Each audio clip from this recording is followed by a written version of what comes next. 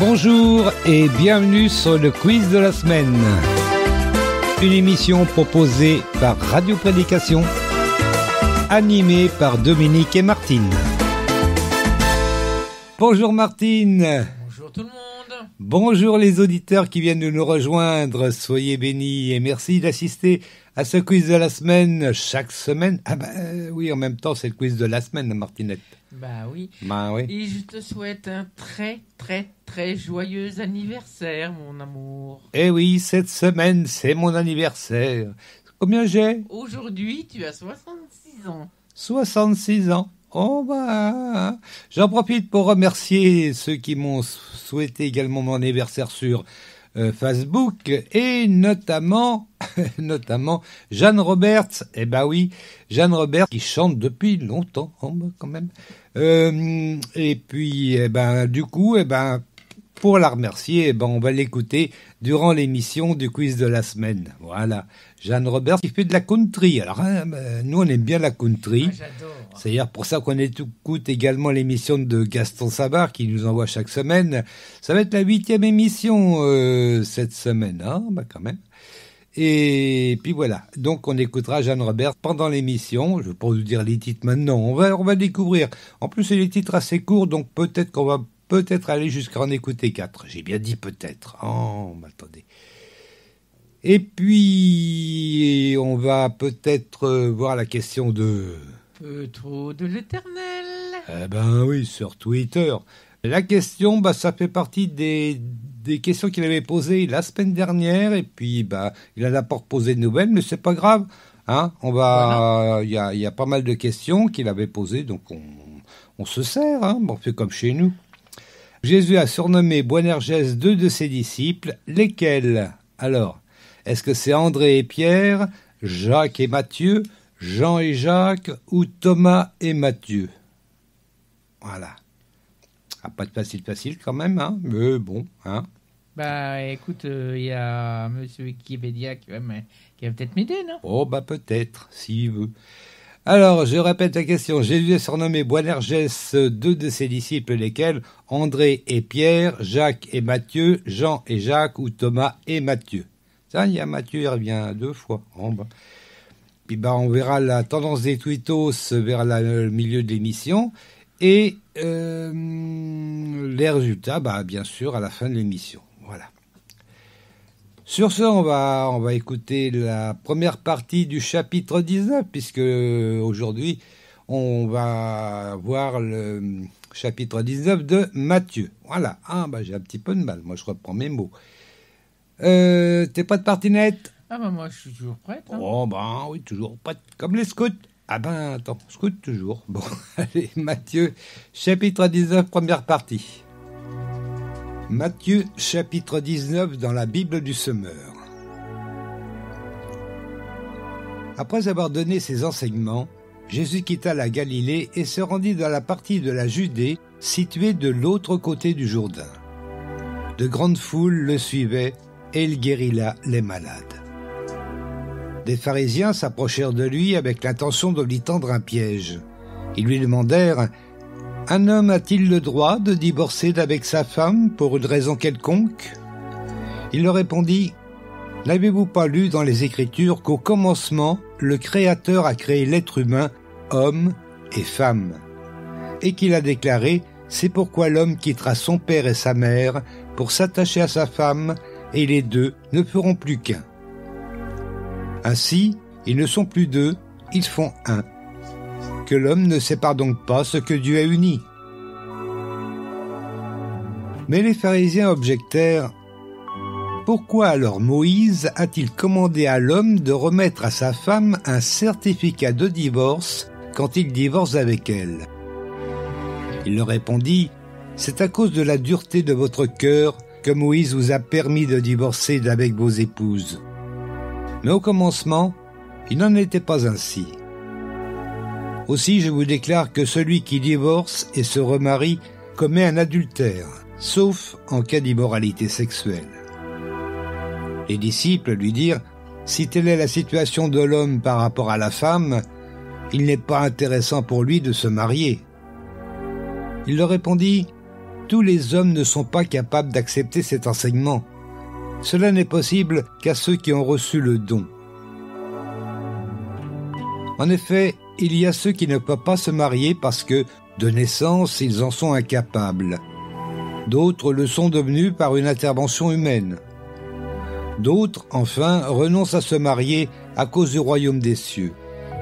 Que celui qui est capable d'accepter cet enseignement l'accepte. Peu après, des gens lui amenèrent des petits-enfants pour qu'il leur impose les mains et prie pour eux. Les disciples leur firent des reproches. Mais Jésus leur dit, « Laissez donc ces petits-enfants. Ne les empêchez pas de venir à moi, car le royaume des cieux appartient à ceux qui leur ressemblent. » Puis il leur imposa les mains et poursuivit son chemin. Voilà, c'était la première partie de ce chapitre 19 qui allait donc du verset 1 au verset 15. Voilà. Eh ben, c'était bien, hein? Ah, bah, c'était bien. Alors, il n'y a que 9 questions en tout, donc on va essayer de prendre un petit peu son temps. C'est aussi pour ça qu'on va peut-être écouter 4 chants de Jeanne Robert. Je ne sais pas si on dit Robert ou Robert, hein, j'ai un doute, je ne sais plus. Bon, en tout cas, Jeanne, c'est Jeanne, voilà. La première question, t'es paré, Martinette? Ouais, bon, ouais. Les pharisiens qui s'approchent de Jésus ont l'intention de le remercier, le féliciter ou lui tendre un piège? Les pharisiens qui s'approchent de Jésus ont l'intention de le remercier, le féliciter ou lui tendre un piège. On a un petit tic-tac de 10 secondes, oh bah ça mange pas de pain, allez.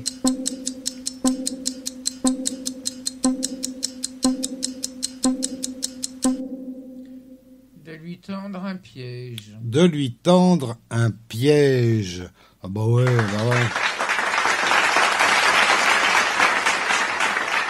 Ah bah, les pharisiens qui remercieraient Jésus, franchement, hein? Ça sera à voir. Hein? Ah ouais, ça sera à voir, ça.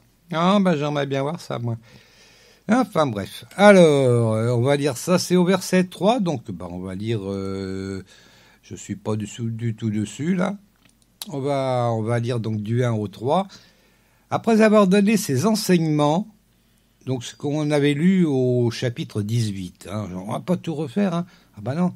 Après avoir donné ses enseignements, Jésus quitta la Galilée et se rendit dans la partie de la Judée située de l'autre côté du Jourdain. Voilà. De grandes foules le suivaient, et il guérit là les malades.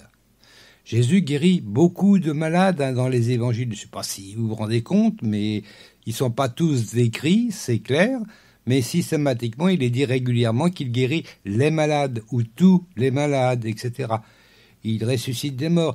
C'est pas tout, ils ne sont pas tous décrits, ces miracles-là, mais il y en a beaucoup. Il y en a tellement qu'on ne les compte même pas dans la Bible. Des pharisiens s'approchèrent de lui avec l'intention de lui tendre un piège. Ils lui demandèrent, un homme a-t-il le droit de divorcer avec sa femme pour une raison quelconque? On va voir après ce que va répondre Jésus. Ah bah, attendez. Allez, la deuxième question. Qui peut séparer ce que Dieu a uni? L'homme, la femme ou personne? Qui peut séparer ce que Dieu a uni? L'homme, la femme ou personne? Tic-tac.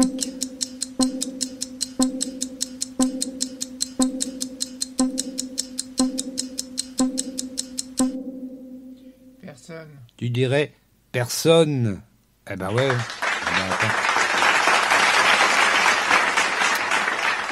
Enfin, à la base, personne. Parce qu'il y a l'union faite, décidée et faite par Dieu, qui n'est pas ce que font les hommes forcément.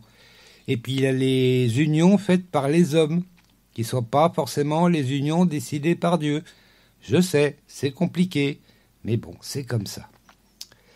Il faut toujours se tourner vers Dieu de préférence, parce que bon, ça peut aider. Moi, je dis ça comme ça. Mais bon, c'est vrai que les unions faites par les hommes sont pas les hommes, hein, l'humanité. Oh, commencez pas. Sont pas forcément les unions qu'aurait décidé Dieu.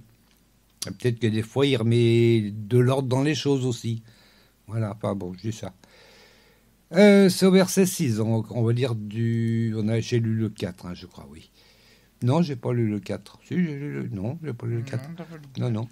Il leur répondit, n'avez-vous pas lu dans les Écritures qu'au commencement, le Créateur a créé l'être humain, homme et femme, et qu'il a déclaré, c'est pourquoi l'homme quittera son père et sa mère pour s'attacher à sa femme, et les deux ne feront plus qu'un. Ainsi, ils ne sont plus deux, ils font un. Que l'homme ne sépare donc pas ce que Dieu a uni. On va voir par la suite que c'est pas tout à fait ce qui s'est passé. Bon, on va voir. On va le voir, je pense, avec la prochaine question. Eh oui, c'est la 3e. Qui a permis à l'homme de divorcer? Est-ce que c'est Dieu? Est-ce que c'est Jésus? Ou est-ce que c'est Moïse? Qui a permis à l'homme de divorcer? Dieu, Jésus ou Moïse? Tic-tac.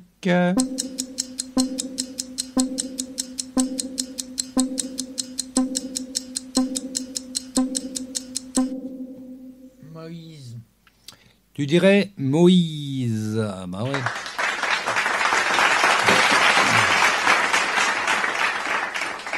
Et oui, c'est Moïse. Et Moïse, c'est un homme. Certes, c'est un prophète, mais c'est un homme.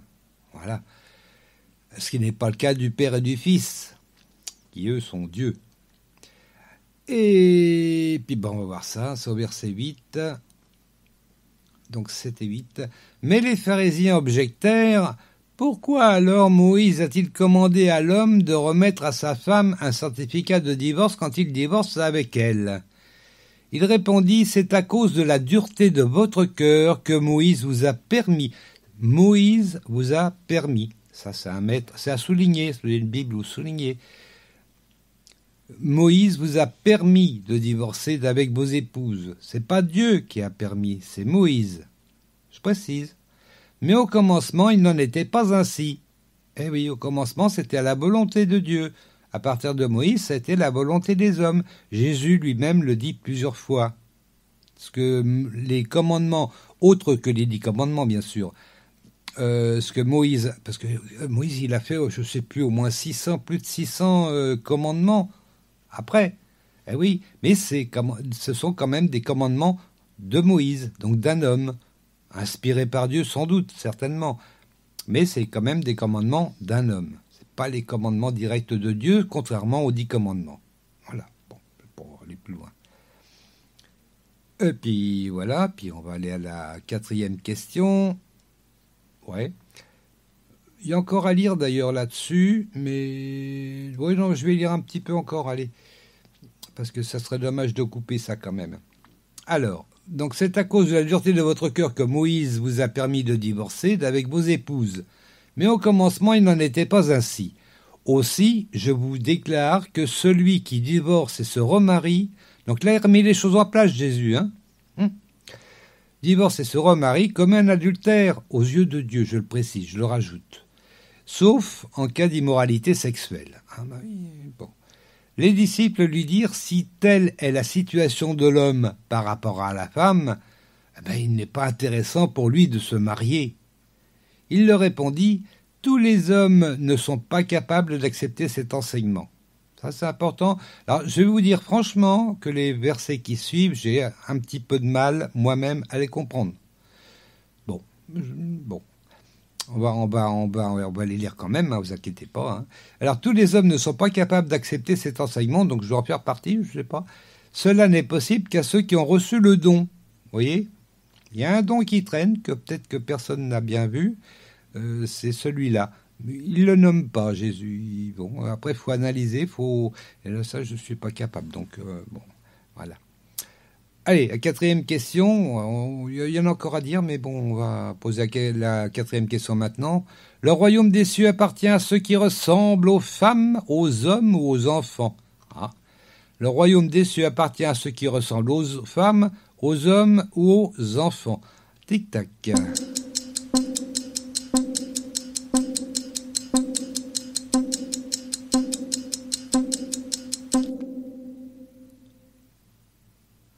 Martine est dans le doute. C'est vrai qu'il faut descendre plus bas, là, donc, du coup. Oui, c'est pour ça que j'ai un peu de mal. Alors, le royaume des cieux appartient à ceux qui ressemblent aux femmes, aux hommes ou aux enfants.